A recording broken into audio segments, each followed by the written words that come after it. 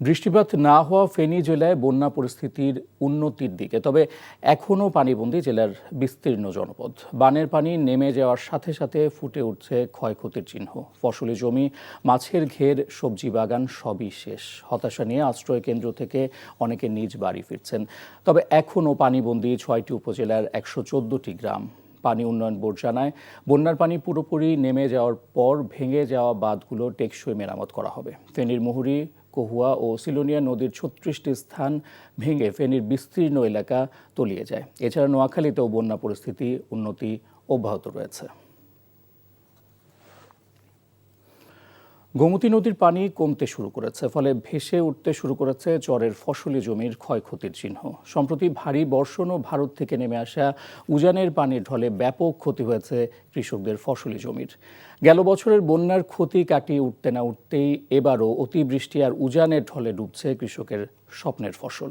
কষ্টের ফসল হারিয়ে দুশ্চিন্তায় কৃষকরা। কুমিল্লা থেকে মাহফুজ নান্টুর রিপোর্টে বিস্তারিত।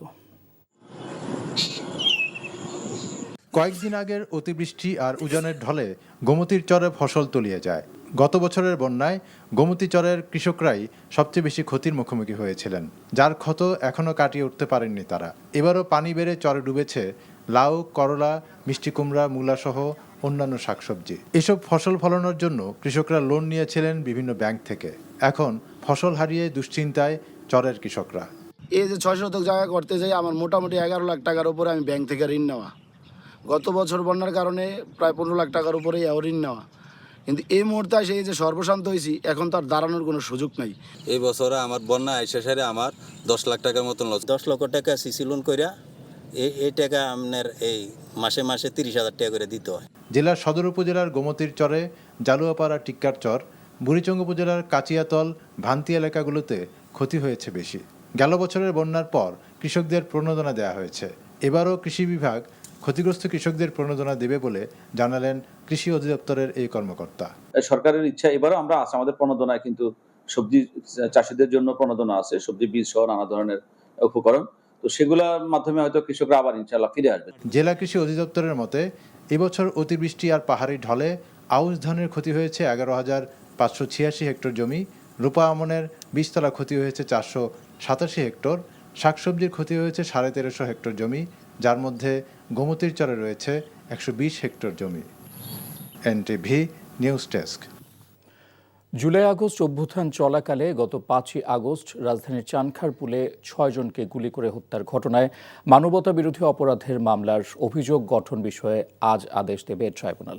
গত 3রা জুলাই আসামি পক্ষের অব্যাহতি আবেদনের উপর শুনানি শেষে বিচারপতি গোলাম মুর্তুজা মজুমদারের নেতৃত্বাধীন আন্তর্জাতিক অপরাধ ট্রাইব্যুনাল 1 বিষয়টিতে আদেশের জন্য 14 জুলাই দিন ধার্য করেন। এ মামলায় কারাবন্দী পুলিশ পরিদর্শক আরশাদ, কনস্টেবল মোহাম্মদ সুজন, ইজাজ হোসেন ইমন ও নাসিরুল ইসলাম সকালে ট্রাইব্যুনালে হাজির করা হয়েছে। গত বছরের 5ই আগস্ট চানখারপুল এলাকায় প্রাণঘাতী অস্ত্র ব্যবহার করে 10ম শ্রেণীর শিক্ষার্থী শাহরিয়ার খান আনাস, মাহাদি হাসান জুনায়েদ, ইয়াকুব, রাকিব হাওলাদার, ইসমামুল হক ও মানিক মিয়াকে হত্যা করা হয়। এছাড়া কল্যাণপুরের 9 যুবককে জঙ্গি সাজিয়ে হত্যার অভিযোগে করা মামলায় আজ সাবেক আইজিপি AKM শহীদুল হক, সাবেক ডিএমপি কমিশনার আসাদুজ্জামান মিয়া ও মিরপুর বিভাগের সাবেক ডিসি মোহাম্মদ জসিমউদ্দিন মোল্লাকে ট্রাইব্যুনালে হাজির করা হয়েছে। নির্বাচনের পরিবেশ বিঘ্নিত করতে একটি বিশেষ মহল সোহাগ হত্যাকাণ্ডকে নিয়ে রাজনৈতিক স্বার্থ সিদ্ধির জন্য ব্যবহার করছে কিনা সে বিষয়ে সন্দেহ প্রকাশ করেছেন বিএনপি মহাসচিব মির্জা ফখরুল ইসলাম আলমগীর। সকালে গুলশানে দলীয় চেয়ারপারসনের কার্যালয়ে বিএনপির স্থায়ী কমিটির সংবাদ সম্মেলনে এসব কথা বলেন তিনি। এই সময় তিনি অভিযোগ করেন, সোহাগ হত্যার স্পষ্ট প্রমাণ থাকা সত্ত্বেও একটি চিহ্নিত মহল বিএনপির নামে বদনাম করছে। তিনি আরও বলেন, সুপরিকল্পিতভাবে একটি দলের বিরুদ্ধে যে অপপ্রচার চালানো হচ্ছে তাতে ফ্যাসিজমকে আবারও পুনর্প্রতিষ্ঠার চেষ্টা চলছে। আর যারা জাতীয় নির্বাচনকে প্রতিহত করে ফ্যাসিবাদ কায়েম করতে চায় তাদেরকে প্রতিহত করার আহ্বান জানান তিনি। এছাড়া তিনি আরও বলেন, অপরাধীর কোনো দলীয় পরিচয় নেই, এ ব্যাপারে বিএনপির বক্তব্য স্পষ্ট।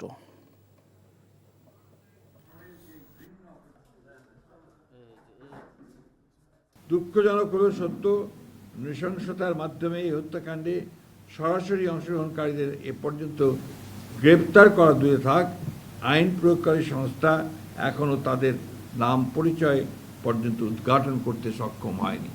এই হত্যাকাণ্ডের ঘটনা কোনো রাজনৈতিক স্বার্থসিদ্ধির জন্য ব্যবহার হচ্ছে কিনা এবং এর মাধ্যমে আসন্ন জাতীয় নির্বাচনের পরিবেশকে বিঘ্নিত করার জন্য বিশেষ কোনো মহলের প্ররোচনায় এই ধরনের ঘটনাকে অজুহাত হিসেবে ব্যবহার করা হচ্ছে কিনা এ নিয়ে সন্দেহ করবার যথেষ্ট অবকাশ রয়েছে। সংসদে নারী প্রতিনিধিত্ব নিশ্চিত করতে রাজনৈতিক দলগুলো আশাবাদ জানিয়েছেন জাতীয় ঐকমত্য কমিশনের সহসভাপতি অধ্যাপক ডক্টর আলী রিয়াজ। রাজধানীর ফরেন সার্ভিস একাডেমিতে রাজনৈতিক দলগুলোর সঙ্গে ঐকমত্য কমিশনের ধারাবাহিক সংলাপে দিনের সূচনা বক্তব্যে তিনি এমন আশাবাদ জানান।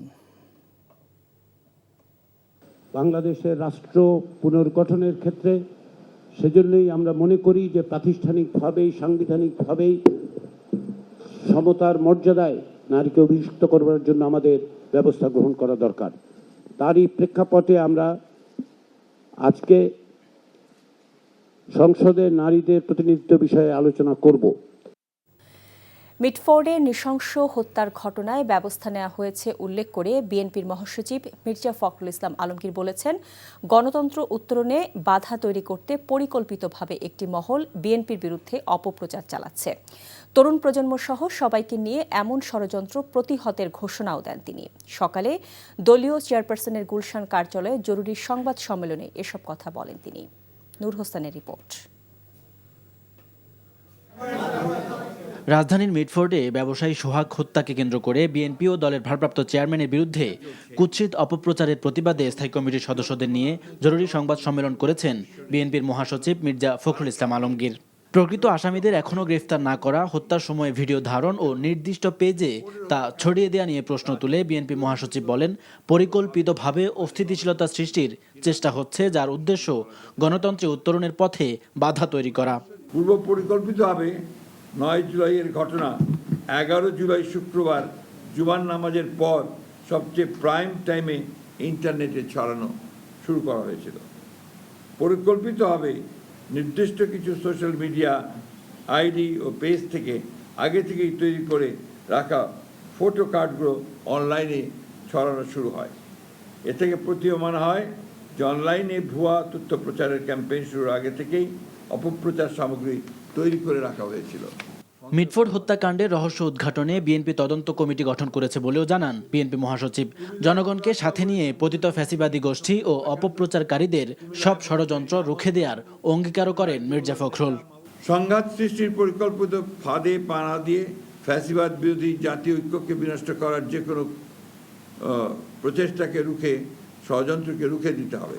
পতিত স্বৈরাচার আর কাপুরুষ ষড়যন্ত্রকারীদের মিলিত অপচেষ্টা সুষ্ঠু নির্বাচন ও গণতন্ত্র পুনঃপ্রতিষ্ঠা ও আগামীর বাংলাদেশ গড়ার পথে যদি কোনো বাধা আসে, তবে সেটা আমরা ঐক্যবদ্ধ গণতান্ত্রিক শক্তির মাধ্যমে প্রতিহত করব।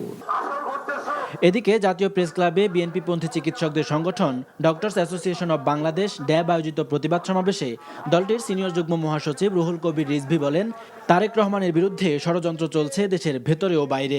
কোনো উস্কানিতে সাড়া না দিতে নেতাকর্মীদের প্রতি আহ্বানও জানান তিনি।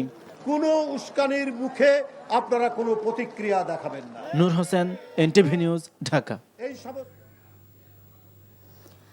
জুলাই আগস্ট আন্দোলনে রাজধানীর চাংখারপুলে 6 জনকে গুলি করে হত্যা মামলায় সাবেক ডিএমপি কমিশনার হাবিবুর রহমান সহ 8 জনের বিরুদ্ধে অভিযোগ গঠনের আদেশ দিয়েছে আন্তর্জাতিক অপরাধ ট্রাইব্যুনাল। এর মধ্য দিয়ে তাদের আনুষ্ঠানিক বিচার শুরু হলো। গত 3রা জুলাই আসামি পক্ষের অব্যাহতি আবেদনের ওপর শুনানি শেষে বিচারপতি গোলাম মর্তুজা মজুমদারের নেতৃত্বাধীন আন্তর্জাতিক অপরাধ ট্রাইব্যুনাল 1 বিষয়টিতে আদেশের জন্য 14 জুলাই দিন ধার্য করেছিল। এ মামলায় কারাবন্দী পুলিশ পরিদর্শক আরশাদ, কনস্টেবল মোহাম্মদ সুজন, ইজাজ হোসেন ইমন ও নাসিরুল ইসলামকে সকালে ট্রাইব্যুনালে হাজির করা হয়। গত বছরের 5ই আগস্ট চাংখারপুল এলাকায় গুলি করে 10ম শ্রেণীর শিক্ষার্থী শাহরিয়ার খান আনাস, মাহদি হাসান জুনায়েদ, ইয়াকুব, রাকিব হাওলাদার, ইসমামুল হক ও মানিক মিয়াকে হত্যা করা হয়। এছাড়া সাভারে শেখ আসাবুল ইয়ামিন সহ 22 জনকে হত্যার ঘটনায় তদন্ত প্রতিবেদন জমা দিতে 12 আগস্ট পর্যন্ত সময় দিয়েছে ট্রাইব্যুনাল। কল্যাণপুরে 9 যুবককে জঙ্গি সাজিয়ে হত্যার অভিযোগে করা মামলায় আজ সাবেক আইজিপি AKM শহীদুল হক, সাবেক ডিএমপি কমিশনার আসাদুজ্জামান মিয়া ও মিরপুর বিভাগের সাবেক ডিসি মোহাম্মদ জসিমউদ্দিন মোল্লাকে ট্রাইব্যুনালে হাজির করা হয়। নাসিরুল ইসলাম তারা আদালতে উপস্থিত ছিলেন, তাদের আইনজীবীরা ছিল। এই দুই পক্ষকে শুনানি অন্তে আজকে আন্তর্জাতিক অপরাধ ট্রাইব্যুনাল 1 এই 8 জন আসামির বিরুদ্ধে আনুষ্ঠানিকভাবে অভিযোগ গঠন করেছেন। আগামী 10 আগস্ট তারিখে প্রসিকিউশনের পক্ষে আনুষ্ঠানিক যে অভিযোগের পরে যে ওপেনিং স্টেটমেন্ট বলে সেই স্টেটমেন্টের জন্য দিন ধার্য করা হয়েছে এবং 11ই আগস্ট থেকে এই মামলার আনুষ্ঠানিক সাক্ষ্য গ্রহণ শুরু হবে এবং সেই দিন প্রথম সাক্ষ্য গ্রহণ অনুষ্ঠিত হবে। জাতীয় নাগরিক পার্টির জুলাই পদযাত্রা এখন পটুয়াখালীতে। দুপুরে নিউ মার্কেট থেকে পদযাত্রা শুরু করে সদর রোড হয়ে পুরান বাজার, বনানী পৌরসভা অফিস এলাকা ঘুরে সার্কিট হাউসে গিয়ে পথসভা করেছেন তারা। এ সময় উপস্থিত রয়েছেন এনসিপির আহ্বায়ক নাহিদ ইসলাম, উত্তরাঞ্চলের মুখ্য সংগঠক সার্জিস আলম, দক্ষিণাঞ্চলের মুখ্য সংগঠক হাসনাত আবদুল্লাহ, সিনিয়র যুগ্ম আহ্বায়ক সামান্তা শারমিন এবং সিনিয়র যুগ্ম সদস্য সচিব ডাক্তার তাসনিম জারা সহ কেন্দ্রীয় নেতারা।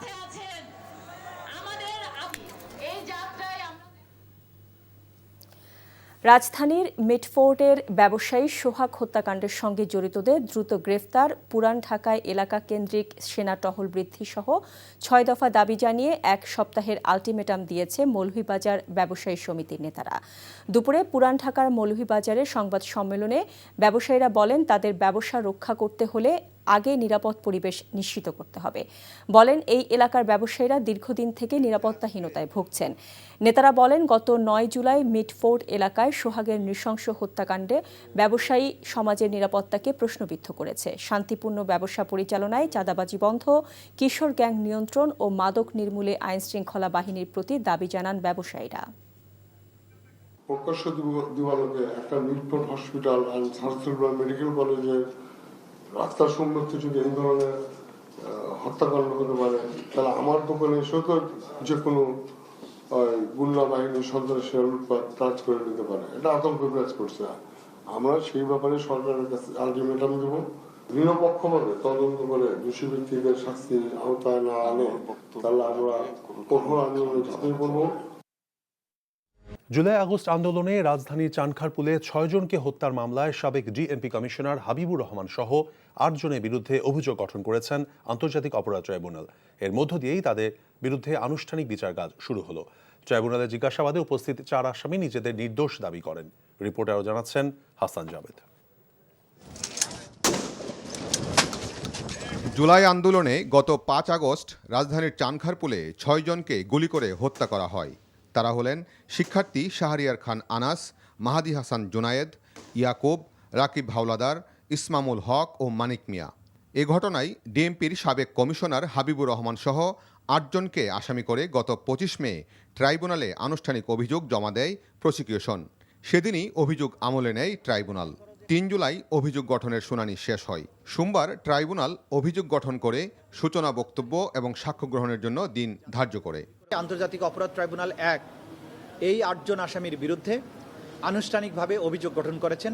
আগামী 10 আগস্ট তারিখে প্রসিকিউশনের পক্ষে আনুষ্ঠানিক যে অভিযোগের পরে যে ওপেনিং স্টেটমেন্ট বলে সেই স্টেটমেন্টের জন্য দিন ধার্য করা হয়েছে এবং 11ই আগস্ট থেকে এই মামলার আনুষ্ঠানিক সাক্ষ্য গ্রহণ শুরু হবে এবং সেই দিন প্রথম সাক্ষ্য গ্রহণ অনুষ্ঠিত হবে। অভিযোগ গঠনের সময় ট্রাইব্যুনালে উপস্থিত ছিলেন কারাবন্দী 4 আসামি পুলিশ পরিদর্শক আরশাদ হোসেন, কনস্টেবল মোহাম্মদ সুজন হোসেন, ইজাজ হোসেন ইমন ও নাসিরুল ইসলাম। তারা নিজেদের নির্দোষ দাবি করেন। পুলিশ পরিদর্শক আরশাদ বলেন 5 আগস্ট তিনি চানখারপুলে নয়, সেনাবাহিনীর সাথে দায়িত্ব পালন করেন শাহবাগে।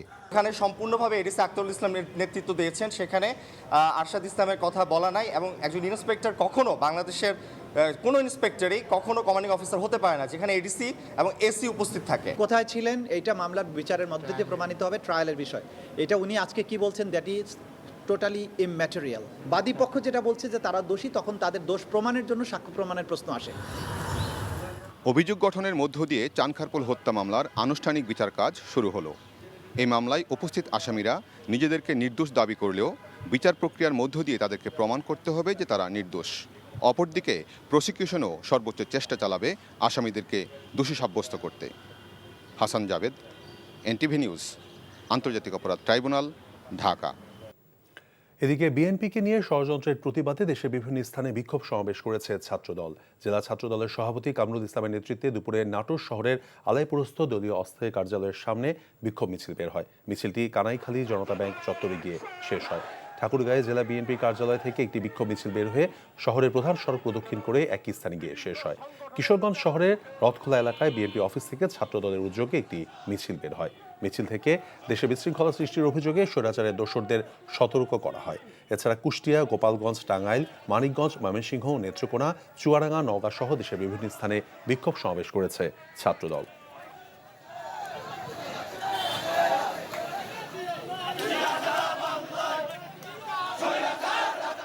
মব ভায়োলেন্স প্রতিরোধে জনগণকে সচেতন হওয়ার আহ্বান জানিয়েছেন স্বরাষ্ট্র উপদেষ্টা অবসরপ্রাপ্ত লেফটেন্যান্ট জেনারেল মোহাম্মদ জাহাঙ্গীর আলম চৌধুরী। দুপুরে কক্সবাজারে জেলা প্রশাসনের আয়োজনে রোহিঙ্গা অনুপ্রবেশ, ক্যাম্প ব্যবস্থাপনা ও মাদকদ্রব্য নিয়ন্ত্রণ বিষয়ক আলোচনা সভা শেষে তিনি কথা বলেন। জাহাঙ্গীর আলম বলেন, মব ভায়োলেন্স, চাঁদাবাজি আর গ্রহণ করা হবে না। কেউ আইন নিজের হাতে তুলে নিলে তার বিরুদ্ধে কঠোর ব্যবস্থা নেওয়ার হুঁশিয়ারি দেন তিনি। অনুষ্ঠানে দুর্যোগ ব্যবস্থাপনা এবং ত্রাণ মন্ত্রণালয়ের উপদেষ্টা ফারুক আজম সহ সরকারের ঊর্ধ্বতন কর্মকর্তারা উপস্থিত ছিলেন।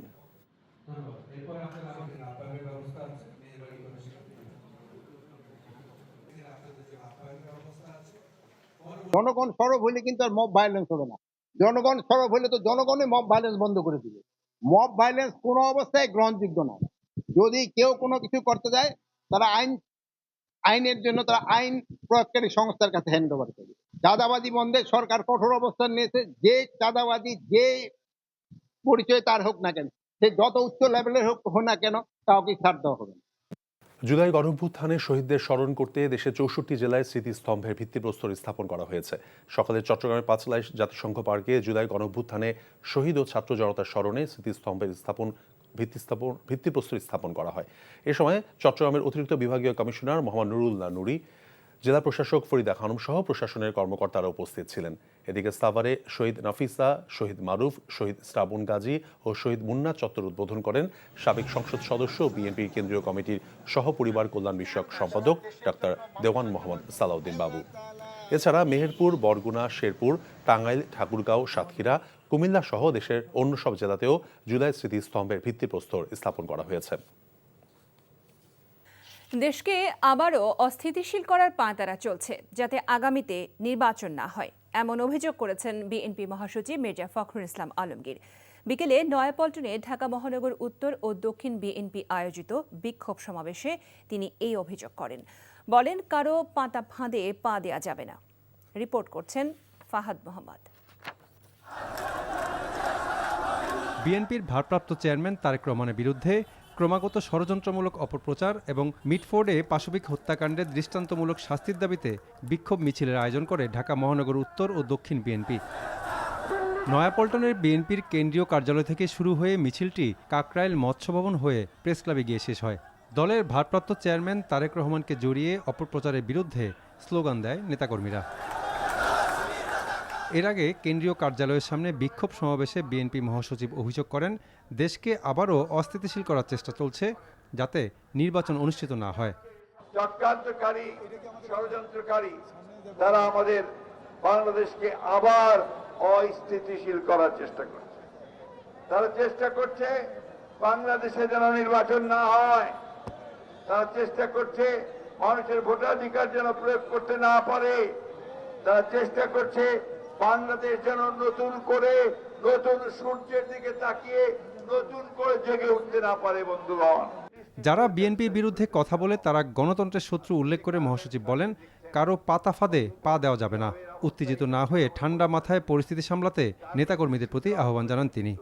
আপনাদের কাছে আমার একটা অনুরোধ থাকবে, আমরা যারা কারো পরে পাতা ফাঁদে পা না দেয়, তারা চেষ্টা করছে আমাদেরকে উত্তেজিত করে তাদের পাতা ফাঁদে পা দেওয়ার জন্য, যাতে আমরা উত্তেজিত হয়ে যাই। আমরা যেন কোনো উত্তেজিত না হই। আমরা শান্তিপূর্ণভাবে গণতন্ত্রের দিকে এগিয়ে যাচ্ছি। আমরা শান্তিপূর্ণভাবে গণতন্ত্র চাই। আমাদের লক্ষ্য এখন একটাই, যে বাংলাদেশে এই 26শে ফেব্রুয়ারিতে নির্বাচন হতে হবে। এর আগে ছাত্রদলের উদ্যোগে গুপ্ত সংগঠন কর্তৃক মব সৃষ্টির অপচেষ্টা, শিক্ষা প্রতিষ্ঠানের পরিবেশ নষ্ট এবং সারা দেশে আইন শৃঙ্খলা পরিস্থিতি অবনতির প্রতিবাদে বিক্ষোভ মিছিল অনুষ্ঠিত হয়। নয়াপল্টন থেকে শুরু হয়ে কাকরাইল মৎস্য ভবন হয়ে শাহবাগে গিয়ে শেষ হয় মিছিলটি। Fahad Mohammad, NTV news, Dhaka. বিভিন্ন গণমাধ্যমে প্রকাশিত খবরে জনমনে আতঙ্ক ও নিরাপত্তাহীনতা সৃষ্টি হয়েছে উল্লেখ করে প্রধান উপদেষ্টার কার্যালয় জানিয়েছে, চলতি বছর বড় ধরনের অপরাধের সংখ্যা উল্লেখযোগ্যভাবে বেড়েছে এমন দাবি সঠিক নয়। প্রধান উপদেষ্টার ভেরিফাইড ফেসবুক পেজে বিবৃতিতে বলা হয়, গত 10 মাসে বড় ধরনের অপরাধের প্রবণতা স্থিতিশীল রয়েছে। পরিসংখ্যানে বড় ধরনের অপরাধের দ্রুত বাড়ার কোনো লক্ষণ নেই। বাস্তবে বেশিরভাগ গুরুতর অপরাধের হার কমেছে বা একই পর্যায়ে রয়েছে। তবে কিছু নির্দিষ্ট অপরাধের ক্ষেত্রে সামান্য বৃদ্ধির প্রবণতা লক্ষ্য করা গেছে। দেশের নাগরিকদের সতর্ক থাকার আহ্বান জানিয়ে আইনশৃঙ্খলা বাহিনীর উপরও বিশ্বাস রাখার আহ্বান জানানো হয় বিবৃতিতে। 24-এর অভ্যুত্থানে নিহতদের জাতীয় শহীদ এবং অধ্যাপক মোহাম্মদ ইউনূসকে জাতীয় সংস্কার ঘোষণার নির্দেশ কেন দেয়া হবে না জানতে চেয়ে রুল জারি করেছে হাইকোর্ট। একই সঙ্গে আবু সাইদ, মুগ্ধ সহ 24-এর অভ্যুত্থানে নিহতদের প্রকৃত তালিকা প্রকাশের নির্দেশ কেন দেয়া হবে না তাও জানতে চাওয়া হয়েছে। রিটের প্রাথমিক শুনানি নিয়ে বিচারপতি ফাহমিদা কাদের ও বিচারপতি সৈয়দ জাহেদ মনসুরের সমন্বয়ে গঠিত দ্বৈত বেঞ্চ আজ এই রুল দেন। গত ফেব্রুয়ারি মাসে ডক্টর ইউনূসকে জাতীয় সংস্কারক ঘোষণা, 2024-এর অভ্যুত্থানে নিহতদের প্রকৃত তালিকা প্রকাশ ও তাদের জাতীয় শহীদ হিসেবে ঘোষণার নির্দেশনা চেয়ে রিটটি করেছিলেন ঢাকা সাংবাদিক ইউনিয়নের সদস্য ইমদাদুল হক। অন্তর্বর্তী সরকারের আমলেই জুলাই হত্যাকাণ্ডের বিচার সম্পন্ন হবে বলে জানিয়েছেন আইন উপদেষ্টা ডক্টর আসিফ নজরুল। নারায়ণগঞ্জের 21 জন শহীদের নামে জুলাই শহীদ স্মৃতিস্তম্ভের উদ্বোধনকালে তিনি এই আশ্বাস দেন। জুলাই গণঅভ্যুত্থানের শহীদদের স্মরণ করতে চট্টগ্রাম, সাভার, টাঙ্গাইল, কুমিল্লা সহ দেশের 64 জেলাতেই স্মৃতিস্তম্ভের ভিত্তিপ্রস্তর স্থাপন করা হয়েছে। দুপুরে নারায়ণগঞ্জের হাজীগঞ্জ এলাকায় স্মৃতিস্তম্ভটি উদ্বোধন করেন অন্তর্বর্তী সরকারের 4 উপদেষ্টা ডক্টর আসিফ নজরুল, আদিলুর রহমান খান, অধ্যাপক CR আবরার এবং সৈয়দা রেজওয়ানা হাসান। উপদেষ্টারা বলেন, শহীদের তাজা রক্তের বিনিময়ে ফ্যাসিস্ট মুক্ত হয়েছে দেশ। পরে শহীদদের আত্মার মাগফিরাত কামনা করে দোয়া করা হয়। বিচার পূর্ণ গতিতে এগিয়ে চলেছে, কোন রকম ওইখানে কোনো গাফলতি থাকবে না। ইনশাআল্লাহ বিচার যেই গতিতে এগিয়ে চলেছে, আন্তর্জাতিক অপরাধ ট্রাইব্যুনালে ইনশাআল্লাহ যেই গতিতে বিচার এগিয়ে চলেছে, আমি দৃঢ়ভাবে বিশ্বাস করি আমাদের সরকারের শাসন আমলেই এই হত্যাকাণ্ডের বিচার হবে। আমাকে এখানে যে পুলিশের দায়িত্বে আছেন SP সাহেব, ওনাদেরকে রিকোয়েস্ট করেছি আপনারা চেষ্টা করেন 5ই অগাস্টের আগেই মামলাগুলোর চার্জশিট দেওয়ার জন্য।